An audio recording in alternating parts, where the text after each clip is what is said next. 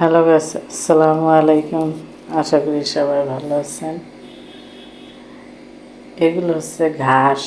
এই ঘাসগুলো আমি মুরগিকে দেব, দেখবেন কিভাবে খায়। মুরগি প্রচুর ঘাস খায়।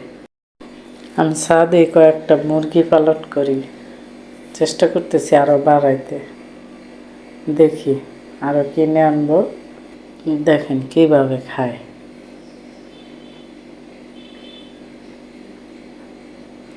আর ঘাস এত পছন্দ করে,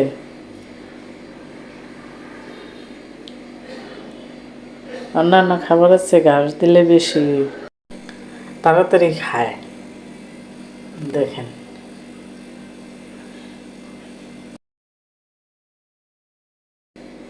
এই ফুল গাছগুলো বোতলের মধ্যে লাগাইছিলাম আরও 3 বছর আগে।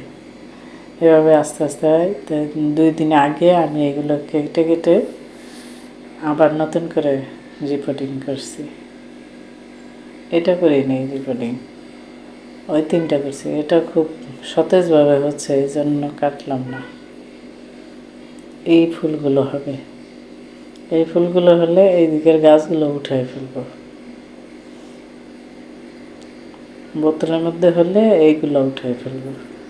এখানে মরিচ গাছ থাকবে, শুধু মরিচ গাছ। আমার মনে হয় ফুল সবারই পছন্দ। ফুল পছন্দ করে না এমন কোনো মানুষ। অনেক কালারের ফুল আছে। আমার আমার কাছে তেমন কোনো আনকমন ফুল নাই, সব কমন ফুল। এগুলো অনেক আগে, আমি নতুন কোনো ফুল আনি না, এখনও আনি নেই। এগুলোই চলছে রিপোর্টিং করে করে।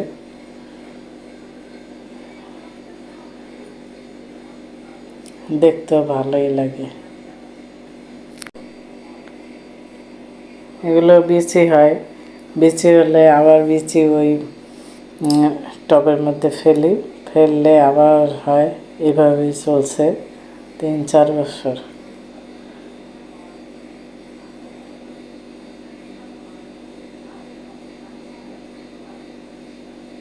এইগুলোও বিচি হয়। এই যে এই বিচি, এরকম বিচি, এই বিচিগুলা ওই টবে আমি ফেললে আবার ওইখান থেকে গাছ হবে। এইভাবেই হয়। এই ফুলগুলোর 2টা কালার আছে, একটা গোলাপি কালার আর একটা হলুদ। অন্যান্য কালার খুঁজতেছি, এখনো পাচ্ছি না, পেলে আমি নেব।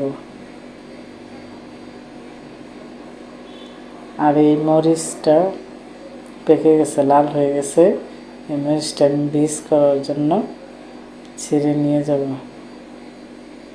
নয়তো পাখিতে খেয়ে ফেলবে।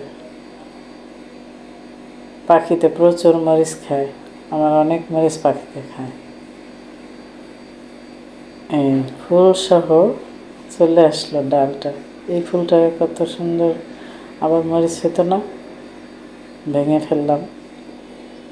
এই দুটোই অনেকগুলা গাছ হবে।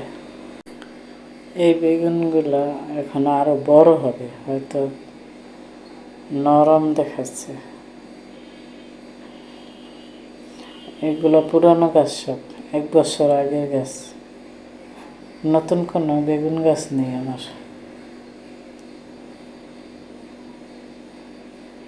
এই যে আবার ঢেঁড়স অনেক বড় হয়ে গেছে। ঢেঁড়স একদিন না তুললেই শক্ত হয়ে যায়।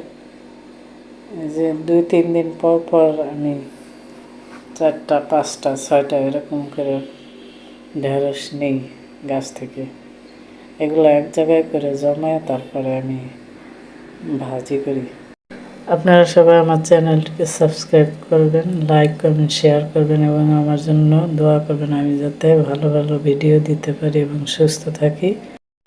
আজ তবে বিদায় নিচ্ছি, সবাই ভালো থাকবেন। আল্লাহ হাফেজ।